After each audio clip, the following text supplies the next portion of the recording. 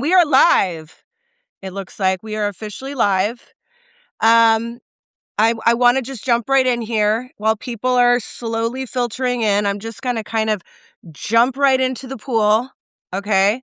Today, my guest is Marissa Paternoster. And by the way, I'm always so insecure about saying your name because I want to get it right. That was right? Yeah, it's exactly how It's pronounced, actually exactly how it's spelled. It's exactly how it's spelled. Yeah. She, was in a band called the Screaming Females. Now she's off doing her own thing, and we're going to talk about it, the Paternoster Listener Alliance. That is her new project, and we're going to discuss that as well as many other things. And I met Marissa at Joey's Song 2 years ago, and thank God I did and we both have met so many awesome people through that. Wouldn't you agree? Yes, it's a very it's a beautiful cult. It is a That's the beautiful vibe. exactly. It's one of the good cults. Yeah, Um, it's definitely a positive cult. I think it might be the only one, actually. yeah, it's true. Well, I'm gonna just jump in and ask you some Yeah, questions if let's that's do it. cool. Sure. So what I like to ask first, just to warm up, is could you give me a little summary of the first 15 years of your life? Like where you grew up. I know that's a tall order. Where you grew up, and just kind of 15 to me is the age where obviously it can happen earlier, but 15 is such a moment in time where you kind of discover maybe who you are. You probably did earlier, but just a little summary. Yeah, I think 14, 15 is probably like my first cohesive thoughts or memories are from around that Yeah, time. I feel like I exactly. was still kind of like a fetus before I reached like that general age. But I'm from New Jersey. I'm from a city called Elizabeth, which is actually a very big city in New Jersey. But there's nothing to do. Like many of the big cities in New Jersey, it kind of like has falls victim to being surrounded by two much more interesting cities, being New York and Philadelphia. Okay. I lived in the shadow of New York. New York's probably like 15 miles away from where I grew up. So I was very fixated on going to and from New York as a child. I also wanted to very much live in New York. I never managed to do it because it's so freaking expensive, but Yeah. did wind up in Philadelphia. Um, and both my parents are teachers. Oh, that's My cool. mother was an art teacher, and my father was actually my principal, uh, but only for like second and third grade. So I don't really remember that much That's of him. pretty intense. That's pretty intense if your dad was the principal of your school, I've got to say. I think it would have been more intense if I wasn't so little, but I really didn't think about it, and there were no kids who bullied me, and no one Good. really said anything to me. I just I think we were all far too small. The only Yeah. prevailing memory I have is like my father really aggressively like brushing my hair in the hallway and stuff like that. But otherwise, like, I was just a little tiny nugget. So um and then I probably started getting in I so my mom was an art teacher, and I was really into comic books and cartoons for my entire life. Was that pretty instant? I mean, because we'll get into it later, but I know that you're an amazing illustrator, so that happened earlier. Yeah, no, that was like I can't even remember the first time I started. I mean, I'm sure nobody can the first time you like draw something.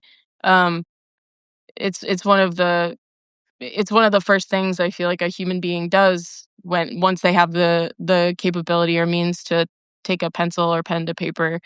You do it Yeah. because it's so easy to have the resources to Hmm. make stuff when you just have this simple thing. But um I just really loved cartoons like any kid loves cartoons. I just happened to, I guess, come of the age when cartoons were really dark.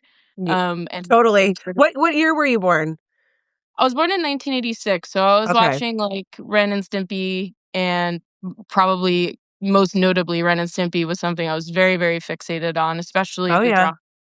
Um You want a real quick side note, and I'm still mad at myself. I was at a coffee house once, this is mid 90s, and this guy was in the corner and he was drawing me, and I thought it was really kind of creepy actually. And he hands me the drawing when he left, and it was the Ren and Snippy, the What was guy. the dude? It was the I dude, and I I don't wanna lost be it. Yeah, how it sucks. I don't wanna be quoted on this because I can't prove its validity, but maybe the chat can. I think that he might have been called out for being a creep, so maybe you weren't. Inappropriate? Yeah, I think he had, like, a intern or an employee maybe that he had made some inappropriate, uh, gestures or Well, now I'm has happy I didn't hold on to it. I but mean, I can't vouch for that 100%. I just I'll say this, remember the seeing drawing wasn't obscene, but I was a it. young girl. I was 15 or 16, so who Yeah. knows?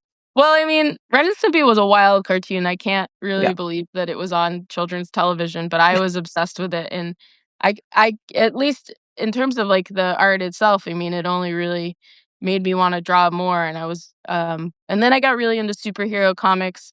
I was really, really into Spawn, which was an insanely violent comic book that I can't believe Mhm. my parents let me have, but, it was, the illustrator Todd McFarlane is also really well known for doing a lot of the illustration for the band Korn, a lot of nu metal stuff, which Oh, also yeah, was, that like, makes sense.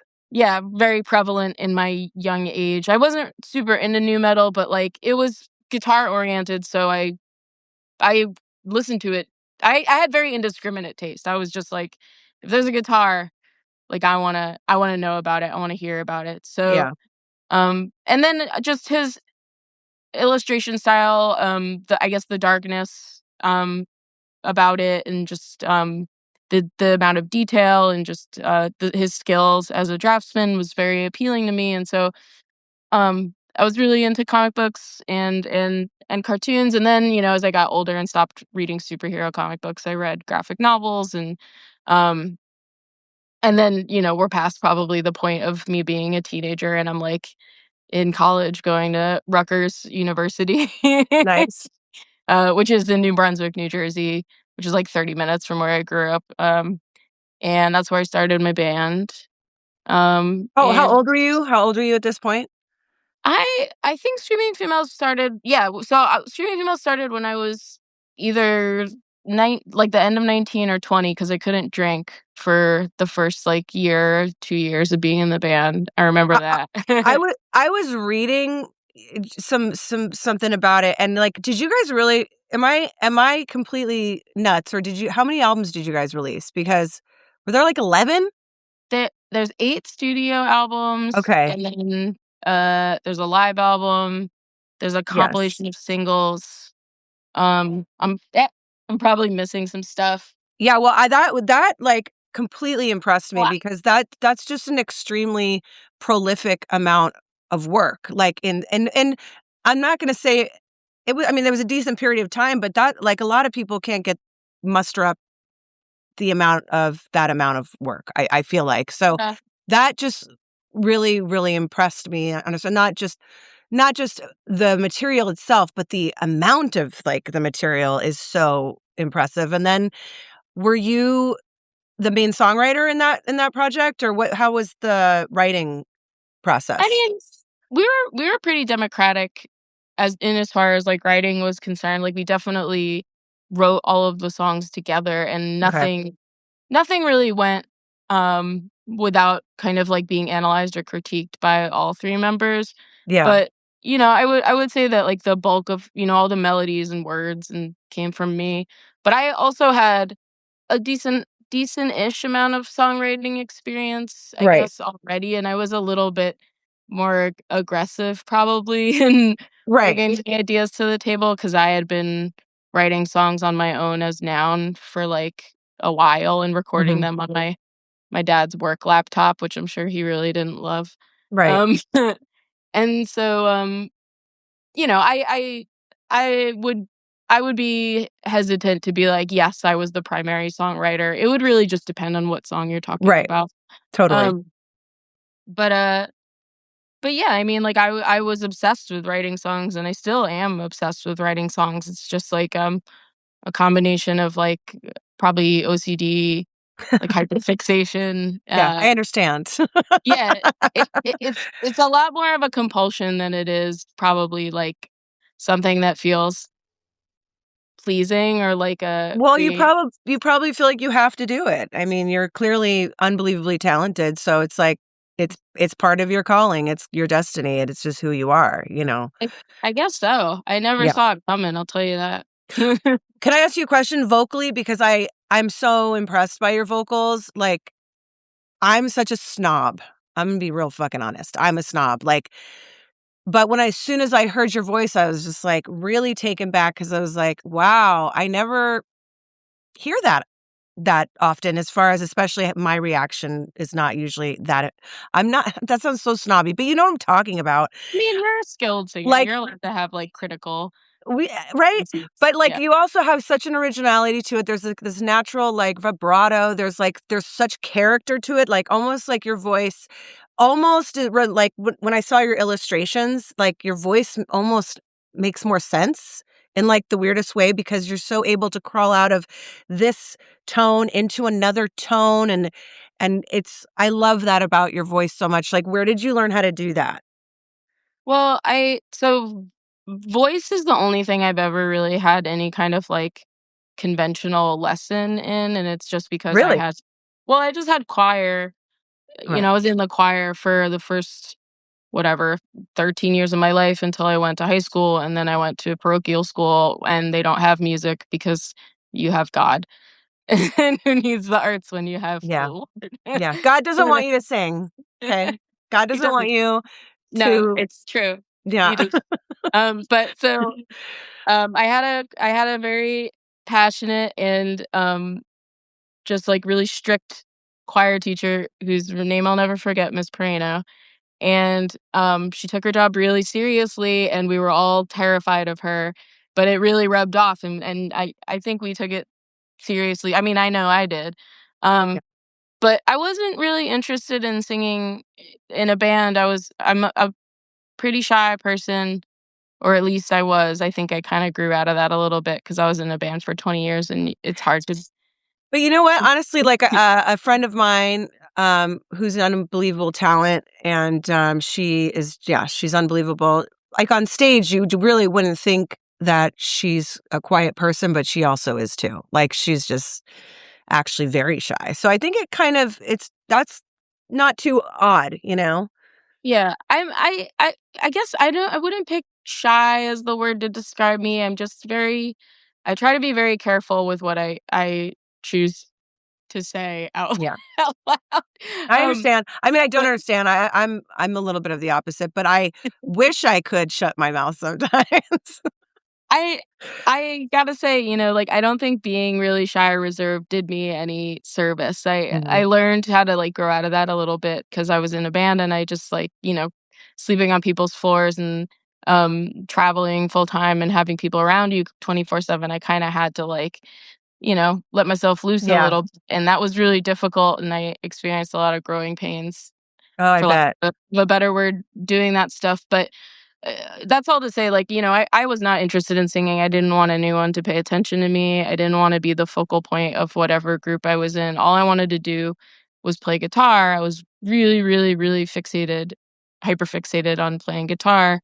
So for you, And guitar was kind of first and vocal second in a sense, like, you as far as you concentrating on, like, something, it was like yeah, like, I knew that I could sing because yeah, I had done it. And I, like, was recording myself at home, but it was just kind of like I used my voice as maybe a placeholder for someone else's voice in the future. Mind you, I'm, like, 16 when I'm recording all this stuff, right, so right. I have my whole life ahead of me, and I'm like, "Surely I'll find somebody else who will wanna sing and be in a I'm band." really glad you didn't. I'm really stoked that you did not do that, but Nobody else wanted to sing. I'm really happy you're the one singing. Yeah. I wanna also because I wanna make sure we talk about what you're doing right now and as far as the Paternoster Listener Alliance. Like, let's definitely focus on that right now because it's awesome, and I want you to, like, tell everyone who is listening now and then anyone who should see this in the future what it is and how it works. Okay. So, Paternoster Listener Alliance is a Patreon-based, like, what would I say, subscription service wherein I write and record an original song every month, and then I release it on Patreon, and you can download it or stream it.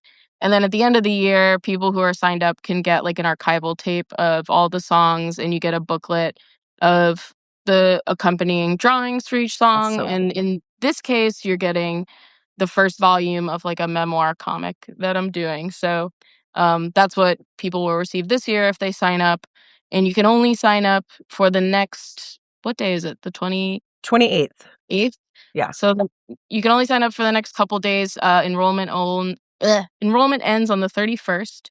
Um, and that's for the top tier to get the physical stuff at the end of the year. But you can sign up for any point for just digital stuff along any So point. there's levels, but There's when just 2 tiers, yeah. okay, so there's 2 tiers. And when you say so do once the year is over, do they get all the okay, so it's not like monthly, it's like they follow, like, your work Yeah. and every month and, like, see what they're gonna get once the year is over and, how many songs and how many, I mean, items. usually it's 12 original songs, but usually I Okay, will have, like, some friends do remixes. Last year, I had, my friend Andy Gibbs, who also goes by sɪᴇʀʀᴏ, do a remix. He's the guitar player of this doom metal band called Thou from Baton Rouge that's been around for, like, 22 years or something crazy. nice, And then, another band called Lip Critic from New York, their young band, did a remix the first year. So, like, usually I'll have 2 or 3 remixes cool. kind of as an addendum to the original songs. And then each song typically will feature a guest. It's not always going to be the case, but because of the pace in which these songs are written and And released. if it makes sense with what you're doing. Yeah. So Yeah, usually I'll, like, reach out to artists and be like, what like, the other day I saw Pierce from, Soul which is a Philadelphia punk band. He's also plays drums in a band called Commitment that is, like, kind of busting out right now. They rock. And, I saw him and I was like, "Yo, you wanna, like, write some stuff together maybe for the Patreon?" And I was like, "What kinda songs? Like, is there something that you've always wanted to do that you haven't been able to do? And, like, how can I kind of facilitate that for you?" And then we just got to talking about Linkin Park for a really long time, which was a weird conversational tangent. Because 'cause I've never been into Linkin Park until, like, my late 30s, and now I'm like, "Yeah, these guys I kinda." listen, I missed a lot of that. Because I mean, I was born 1978, so Yeah, I'm like, Generation Xer. So I like, as soon as music got to a point where it made me angry, now like a Limp Bizkit type era, yeah. I, like, completely checked out. I can feel you on that because I wasn't really into it either, but Yeah, because I had such indiscriminate taste and I would listen to anything with a guitar because I was a right. kid, I remember, like, I had an MP3 player that was, like, this big, and it fit, like, 13 songs on it max, and I remember Uh-huh. downloading a Linkin Park song off Napster, and I was listening to it, and I was just like, I don't it was the first moment I ever remember being like, "I don't like this." I was Yeah, like, yeah, "This like, is not I for me." like a hard no. Like a Yeah, hard no. I was like, "This is Yeah. not for me." Now now I can kinda look at it from, like, a distance and be like, "Okay, well, that guitar sound is cool." That's what I'm talking about. Like, now well, because of the Patreon, I have so much flexibility and so Yeah. much creative freedom that I can, like, reach out to artists like Pierce, who's, like, in a really successful punk rock band who maybe, like, doesn't have the kind of, like, bandwidth or space to really, like, do stuff that might even seem, like, borderline absurd. Uh-huh. But I can do it, and we can do it together and Right. see what comes out, and I'm really lucky to have, like, an audience of people who support me on Patreon who also are curious to see what comes out. So, like, me and, Tina Halliday from Sheer Mag, who are also, like, a great rock band from, Philadelphia, kind of did, like, a drum and bass, like, almost, like, techno song together that I think came out really good, and I think she was jazzed on it too, and it got, like, a really good response, but, like, I can't imagine the song that we made together ever being on a females record or ever certainly Right. not being on a Sheer Mag record, so it's a really fun space, I think, for, like, me to obviously play and then for And other art. experiment a little bit. Just do a Yeah, little bit of, just like, "I'm gonna walk into this room right here, and it doesn't define me." exactly, and then Yeah. on top of all of it, you and I are both privy to the landscape, the fiscal landscape that artists have to navigate, and so on top of, being able to experiment and have this creative freedom, a big portion of the money that comes from my patrons, my audience, also goes to these working musicians like Tina Halliday. Um, I pay the people who come Yeah. and sing or play drums or play guitar or play bass, and I pay them what I hope is adequately or more than adequately because I have I also, know. lived the life of a working musician for my entire adult life, and Yeah, and it's like we're like it's like pennies. Yeah, yeah, it's I mean, we're yeah. it's not getting easier, so, like, Mm-mm. I'd like to think that it's a really f the Patreon is at least a really fun kind of break from the grind of touring is so demanding, it's so Yeah. taxing on your It's body so and mind. expensive. It's so expensive as Can well. be very expensive, and, like, we are able to really indulge in what we initially got into music for, which is writing, like, Mhm. writing songs and being creative, and, of course, being together, Yeah. and so, like, I've also forged a lot of really cool new friendships, with this Patreon, and I don't think it's a lot unlike how we met at Joey's song, where it's Mhm. just, like, you know, all of our needs are met at that event, so we don't have to Yeah. worry about a lot of, like, lodging or food or Yeah, whatever, food. and we can just, like, be creative together, so it's a lot like that, it's just, like, often not in the flesh sometimes, it's Yeah. over. Well, Yeah. and I think, like, people really need to understand, like, anyone who's not a musician and not doing this, um, how desperate times are for musicians in general right now, and that these kinds of platforms are serving us well, and that their support really goes a long way. So Yeah. I really anyone listening or anyone who watches this in the future, you know, this type of stuff is important to support. Like, and what's your name or handle on it? I don't it's just patreon.com/Marissa Paternoster. Okay, it's your Like, name. well, Yeah, it's easy to find yes. people now. But Okay. to that point, like, when my band broke up, I had been in that band for my entire adult life, and it was I mean, besides being heartbroken, I was terrified because 'cause I'd never had a job ever. I totally get it.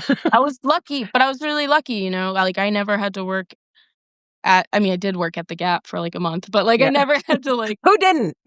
I don't know. I never really had to, like, grind the way that most Yeah, people have to grind. I mean, I worked we all worked really hard in Screaming Females, and yeah. I put all my eggs in that basket, and so, like, when it was over, I was just like, "Oh my god, what the fuck am I gonna do?" Like, I have no resume, and I'm 37 years old. It's hardcore. It's a So hardcore feeling. It's intense. Yeah. yeah, so, like, if there are any people who are members of the Patreon who are watching this, like, you guys keep me alive, and I'm so grateful, like, really from the bottom of my heart to be able to continue just making music and, like, doing the one thing I think I am pretty Well, good at. it's not think, you are, and you should be absolutely doing it for a living, no doubt about it, so don't you ever think twice about that. Yeah. I got a load of questions, so let me look up another one because 'cause we're kinda covering some, but not everything. Okay, well, actually, speaking about collaborating, what do you look for in collaboration? Like, what types of people turn you on, when you see something? Well, I tend to gravitate towards not cis men.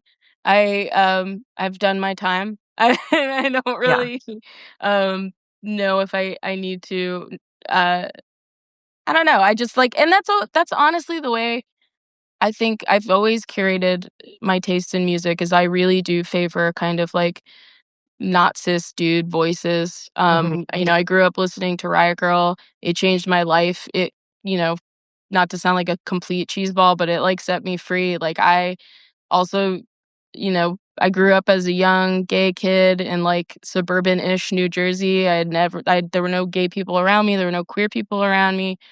I was scared shitless That's hard.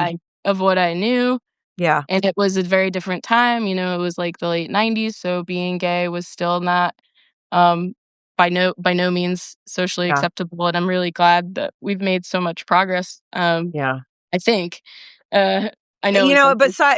aside from what it looks like, we have and, you Yeah. know yeah, no, but I At least understand. with that, I think. I know in some places it's and for it Yeah, depends on your family, friend situation, blah, blah, blah, but anyway, so I've always just wanted to be kinda, like, hanging out with other queers and other women and being creative with them and putting their voices and their thoughts, on a platform because their stories are just the most interesting to me. yeah, Um, and, um and then even just aesthetically, like, the sound and visions and kind of art that comes out of female identifying people just interests me more, and that's completely That's subjective. that's But completely but that's completely understandable considering, that's our sofa. yeah. That's what And we I lay also on. I you know this about me, like, when I was growing up, my favorite band was the Smashing Pumpkins. I love that band, but that was not a tenable goal for me. I never Right. thought I was going to get to be, like, a monolithic rock star, and then when I discovered punk, I was like, "Oh, I don't wanna be a rock Mm. star, I wanna be a punk. I wanna invest in my community, I wanna be surrounded by my peers, I want sustainability. I want to I don't want to be like a monolith in the middle of a field. I Yeah. want to be a villager, you know? Yeah, totally. That's a really I like that visual actually a lot. Yeah. Um, okay, I was gonna we were gonna I was gonna I have another question on here about artwork, but I feel like we kind of covered it. And actually I was wanting to talk about your influences, but you kind of already sort of gave me a couple other than Smashing Pumpkins and something like Riot Girl, which are mainly like that kind of rock area, rock box. Yeah. Is there any other type of music that you like, or is it kind of in that vein, more in that vein? I mean, I listen to a pretty eclectic group of like fruit bowl music. Yeah, And my because favorites, your voice has a lot of. I mean, I hear so many different things. When I hear your voice. yeah, like my favorite singer is Edith Piaf, Oh who's a God, yeah, yeah, French torch singer, hmm like yeah, World War II era. And then my favorite songwriter in the world of all time, absolutely hands down, is Nina Anastasia, who totally. I met through Steve Albini. Um, You and hung out with Steve Albini, did we? yeah, so well, I don't know this story. Steve recorded 2 Screaming Females records, I and didn't know that. I'm so oh yeah, stupid. Oh my God. Oh well, yeah. you're gonna after you answer this question, you're gonna have to go ahead and tell us how that happened. Okay. Well, all you have to do is hire him, Real, and that's yeah, but all you still, have I to mean, I still think though Steve Albini always had a lot of integrity. Like, so I do believe he probably had to like it. You know what I mean? Like, Oh, yeah, I mean, well, so I mean, like I said, I listen to a lot of different stuff. Nina Anastasia. I've been listening to a lot of Alison Krauss lately. yeah, Um, she's but an incredible voice. insane. But yeah, Steve.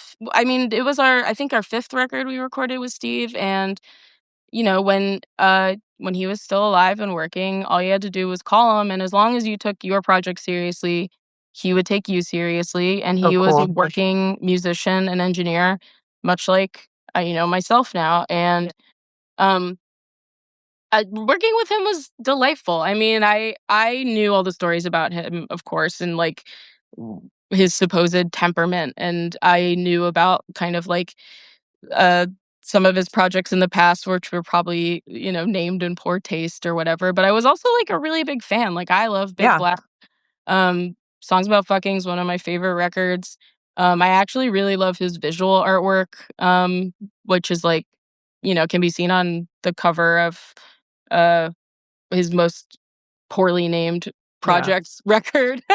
yeah. um, and when I met him, we became tight pretty fast, and I talked to him regularly up until his death. And Wow. I miss him a lot. I wish that I could talk to him almost every day, especially now that I'm recording day in and Yeah. day out. But Is there anything you learned while you were working with them, like production wise? Was there any like little things that you like? Oh, I'm gonna take that and use that later. um I gotta say, we were recording like a 14-song record, and I was just like So fast, maybe probably. 5 years old or something. So I was probably like out of my mind, stressed, trying to get all the stuff done. But Steve was always like really hands off. If you asked for his opinion, you solicited his opinion, he would give it to you. But otherwise, he trusts that you know what you're doing. And if you get in the door at electrical audio, which isn't particularly hard to do, you just can't be a doofus, and you can't be disrespectful, and Wow. you can't be fucking around. You have to be taking your project seriously. And I think that when he saw Screaming Females, he saw a band that had been doing, you know, the DIY thing on the road You've for been you've been putting your work in, that's for sure. yeah, like You were we had been a band for over a decade. Like yeah. I don't think it crossed his mind whether or not we were taking it seriously, and then, um, we would always stay at the studio when we were in Chicago. We all became really good friends with this former studio manager, and so much, like our community at home, like Chicago, we developed a small tight-knit community Yeah. of friends in Chicago who took care of us when we were there, and I think everyone's kind of, like, either, gone to moved or passed away. Right. Um, What year is this a little bit? Like, what year was this going on? I don't know when we recorded Ugly. I wanna say 2015, Okay. my guess. It's so weird because like, 2015 seems like not too long ago, Mm. Long ass time ago. and it's a long time ago. Maybe for me because I was, like, I don't know, my kids were little, so I was just like I was checked out. Yeah, I can't imagine. But that's amazing. That's amazing. One of my other questions was because I'm just curious to know how you're dealing with it. How does it feel to be an artist during this particular strange time? I mean, it's a kind of a weird question, but I'll just say for me, the reason why I ask it because I go through bouts of goes ebbs and flows from depression to excitement to depression to excitement. So how do you like gauge your emotional?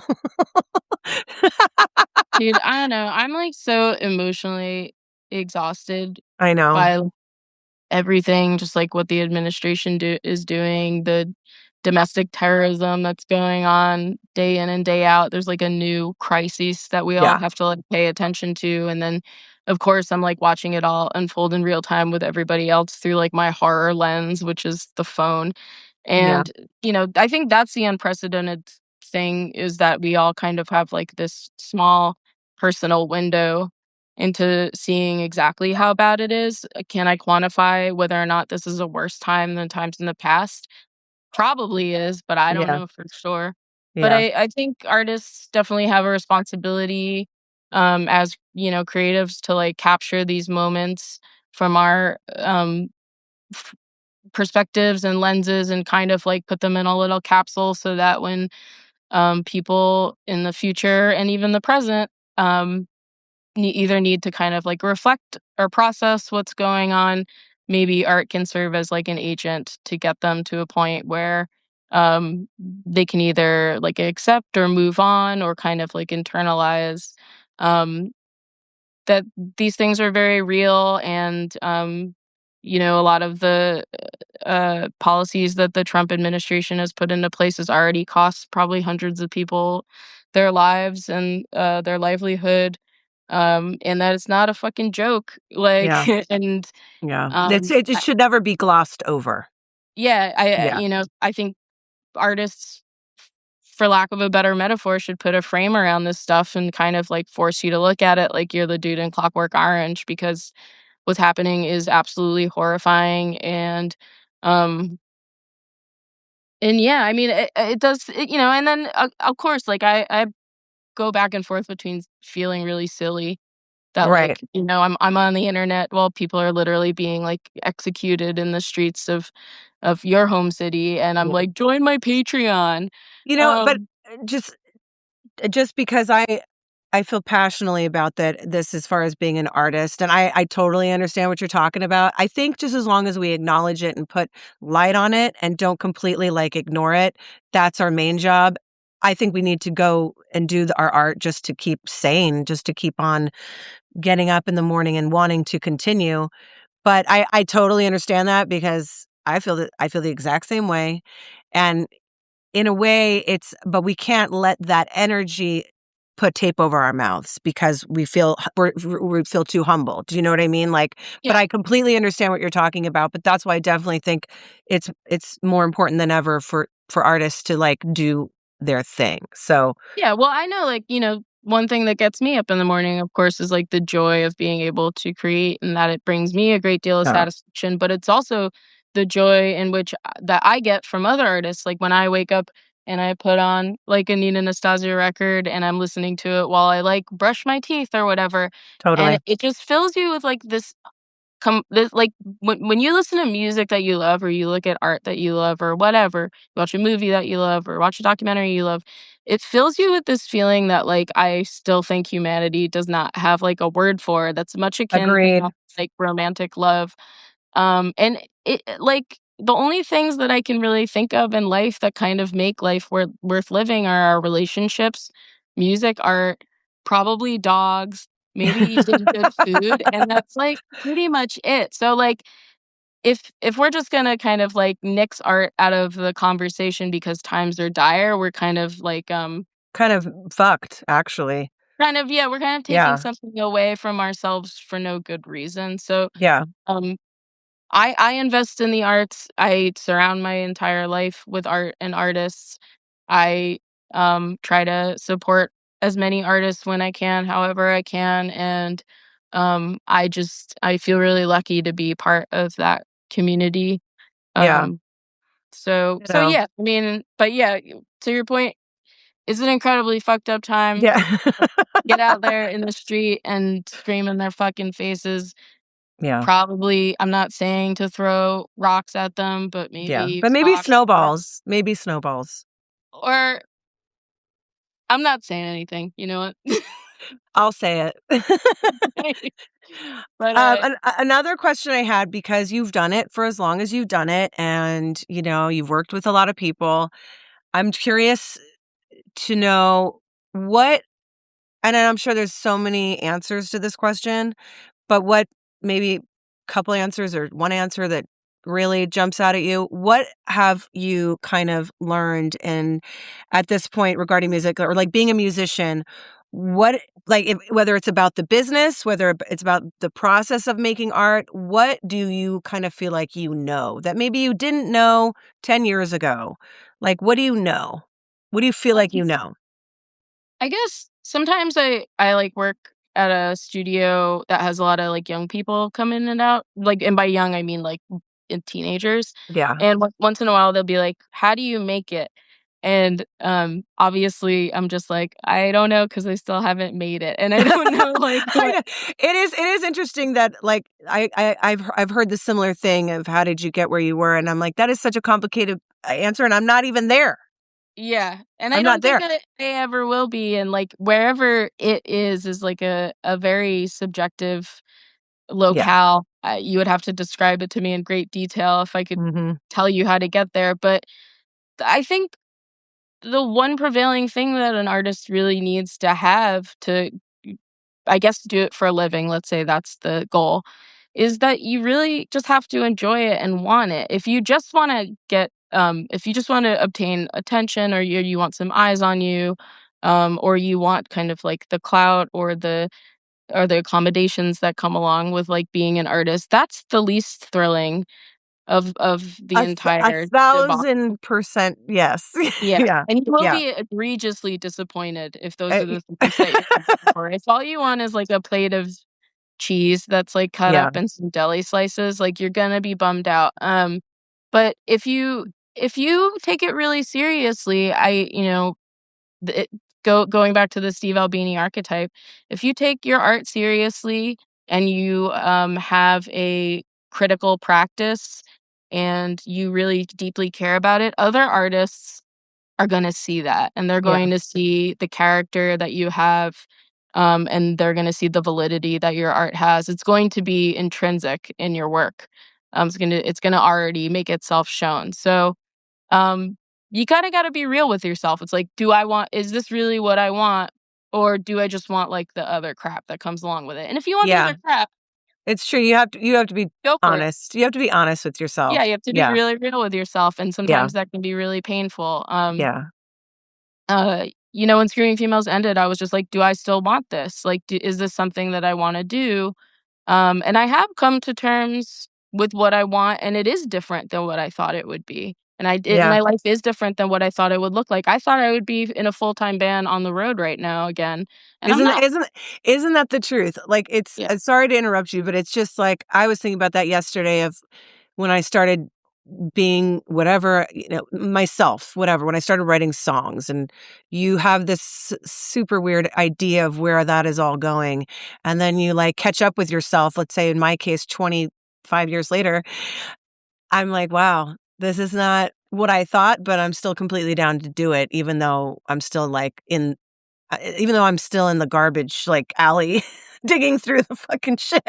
But also it's like, the older you get to, I think the less you're or at least the less I'm willing to kind of put my ass on the line for this stuff. Like, I am really looking for, again, sustainability, some kind of level of security and comfort.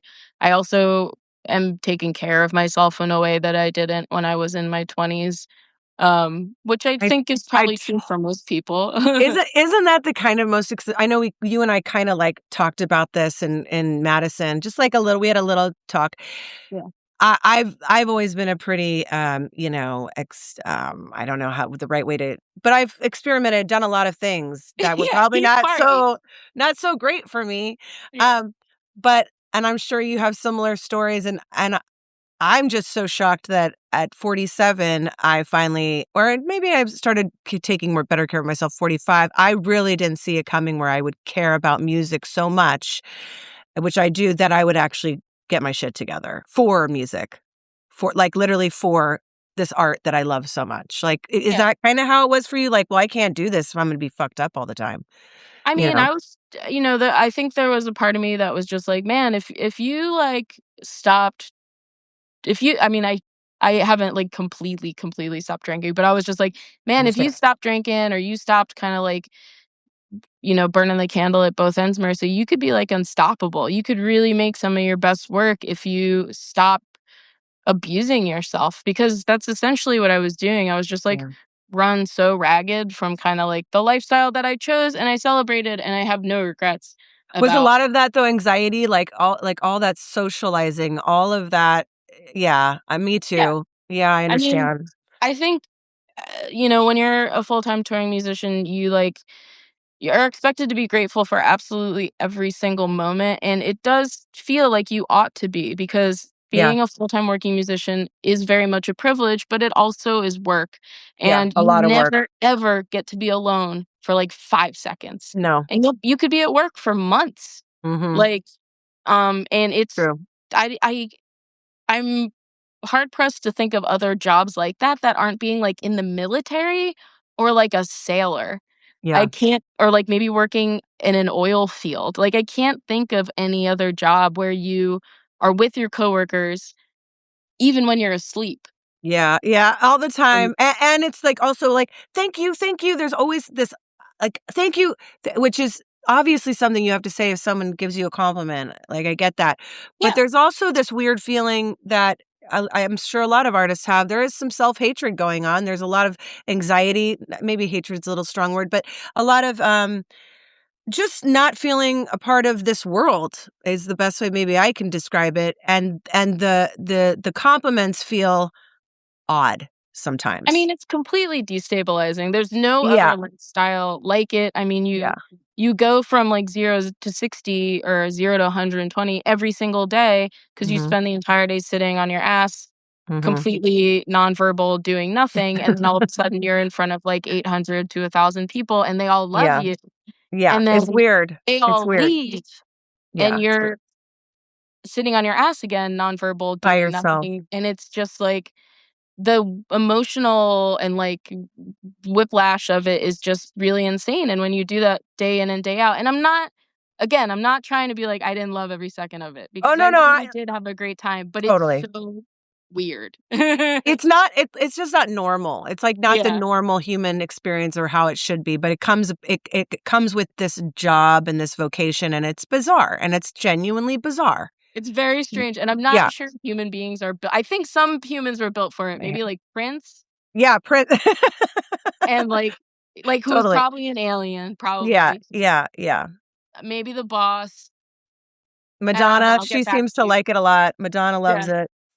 M Yes, there's, like, couple people who are built for it. I am just Yeah. a regular lady from New Jersey, so I struggled with it, and but, I still miss it, and I am looking forward to going on tour in the spring, which I'm gonna do, Oh, and, you are? Tell us about that, please. my band Noun, which is a solo moniker that I go by, but I also have bandmates who support me, Right. are going on tour with a local band called Gladdy from Philadelphia. They just released, I think, their 2nd LP, Okay. and we're gonna be going out for, like, 2 weeks in late April and early May. How exciting. Are you hitting Minneapolis? No, Where are I you know, going? it's Where are you sad. going? I don't know. Oh. We're going out to Montreal, so I know we're going in that Oh, that's direction. cool. I That's know we're cool. going to Chicago. Um, Okay.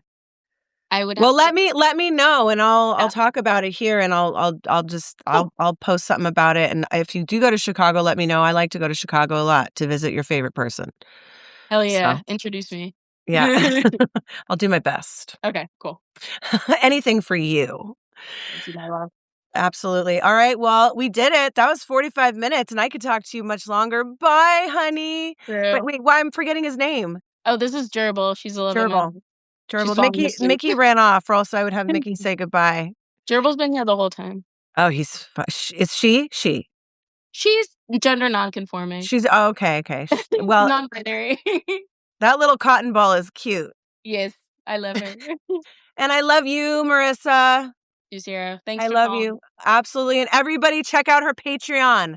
Marissa, see, I'm always worried to say it. Just Paternoster. Paternoster, Yeah, yeah. yeah. Paternoster Listener Alliance.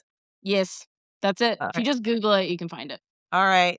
Alright, Go babe. support this amazing artist. And thank you for joining us. I Love. love you, Love Marissa. you. See Talk ya. later. Bye, babe. Bye, baby.